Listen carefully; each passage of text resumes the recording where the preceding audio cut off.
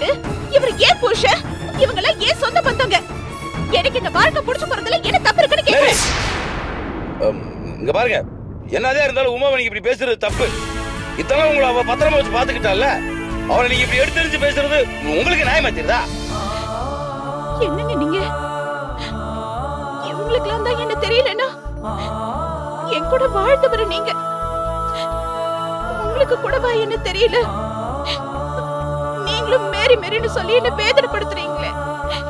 ஏங்க, நான் உங்க கோகிலா. மேரி, எது பேசுறது தள்ளி நின்னு பேசுங்க. இதை தொட்டு பேசுறது எனக்கு பிடிக்காது. இப்ப நான் ஒரு விஷயம் சொல்றேன், அது சொன்னா நீங்க நம்புவீங்கல்ல? நான் கடல்ல மூழ்கி போனப்ப நீங்க எல்லாருமா சேர்த்து நான் செத்து போட்டுதான் முடிவு பண்ணி உங்க அண்ணனுக்கு இந்த உமாவை கல்யாணம் பண்ணி வச்சீங்கல்ல. எனக்கு அது தெரிஞ்சப்ப உங்க அண்ணன் கூட ஒட்டு இருக்க கூடாது, உறவு இருக்க கூடாதுன்னு உன் அண்ணனை உன் தலைமையில அடிச்சு சத்தியம் வாங்கினல. சத்தியம் பண்ணலனா ஸ்டவ் வெடிக்க வச்சு நானும் என் குழந்தைய செத்து போடுவேன்னு சொன்னேன்ல, அது ஞாபகம் இருக்கா? இப்ப சொல்லு, இதெல்லாம் எனக்கு எப்படி தெரியும்? நான் கோகிலாவா இருக்கிறதுனால தானே தெரியுது. என்ன மேரி நீங்க இதெல்லாம் நானே உங்ககிட்ட சொல்லியிருக்கேன், அதையே திருப்பி என்கிட்ட சொல்லிட்டு இருக்கீங்க. அண்ணே, வெளியில அந்த பீட்டரும் ஆல்பர்ட்டும் வந்திருக்காங்க. அவங்க கூட பாத்திமாவும் பாட்டியும் வேற வந்திருக்காங்க. மேரிய வழியில அவங்க பாத்திருப்பாங்க போல இருக்கு. அதனாலதான் மேரி வேகமா நம்ம வீட்டுக்கு வந்து இப்படி நடிக்கிறாங்க. அக்கா, அவங்க மேரியோட பாட்டி. கூட இருக்கிறவங்களாம் அவங்க சொந்தக்காரங்க. நான் உங்க மேரி கிடையாது. உங்க மேரி இறந்து போயிட்டா. இங்க பாருங்கம்மா, நான் போய் சொல்லல. சத்தியமா உங்க பொண்ணு லாரி ஆக்சிடென்ட்ல செத்து போயிட்டா. இந்த டிராமா எல்லாம் போதும், கிளம்பி ஊருக்கு போறோம். நான் எதுக்கு வரணும்? நான் எங்கே வரல. என்னங்க, இந்த ஆளை பாருங்க, என்ன அவங்க கூட வர சொல்லி கூப்பிடுறான்.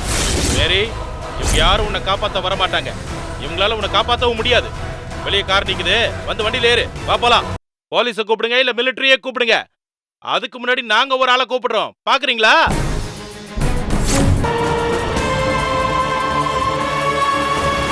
ஃபைல கொடுங்க. இதுல கோகிலாவோட போஸ்ட்மார்ட்டம் ரிப்போர்ட் இருக்கு, கோகிலாவோட டெத் சர்டிபிகேட் இருக்கு, ஆக்சிடென்ட் நடந்ததுக்கான எஃப்ஐஆர் காப்பி.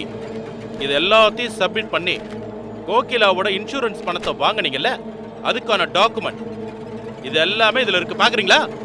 இங்க பாருங்க சிந்துஜா, ஆல்மார்ட்ட பண்ணிருந்தா தானே எங்க மேல கேஸ் போட முடியும். எங்க அக்கா சொன்னதை கேட்டீங்கல்ல? அந்த ஆக்சிடென்ட்ல செத்து போனதாங்க மேரி. உயிரோட இப்ப இருக்கிறது எங்க அக்கா கோகிலா தான். முதல்ல நீங்க அதை புரிஞ்சுக்குங்க. தயவு செய்து நான் சொல்றதை கேட்டு தப்பா எடுத்துக்காதீங்க. அன்னைக்கு உங்களுக்கு ஒரு ஆபத்து இருந்துச்சு, அதுக்காக இந்த மொத்த குடும்பம் ஒன்னா சேர்ந்து இந்த வீட்டில் இன்னைக்கு தங்குறதுக்கு உங்களுக்கு உதவி செஞ்சான். அதுவும் இல்லாம என் குழந்தை ஒரு உசுரை நீங்க காப்பாத்துனீங்க. அந்த நன்றிக்கடன் தாங்க இதெல்லாம் நாங்க செஞ்சோம். இப்ப அதுவே உங்க குடும்பத்துல பிரச்சனை ஆயிரும் போல இருக்கு. தயவு செய்து நீங்க உங்க குடும்பத்தோட கிளம்பி போயிருங்க. எங்களை தப்பா எடுத்துக்காதீங்க. இந்த உலகத்துல யாருக்காவது இப்படி ஒரு கஷ்டம் வருமா? நான் தான் கோகிலா. நானே என் சொந்த பந்தங்களுக்கு முன்னாடி என்ன நிரூபிக்க முடியாம தவிக்கிறேன்.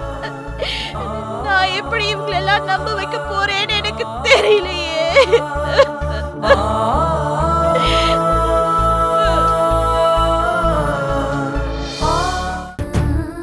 ஏன் மேரி, அகலியாவை பிரிஞ்சு போக முடியாம தான் திரும்பி வந்துட்டீங்களா?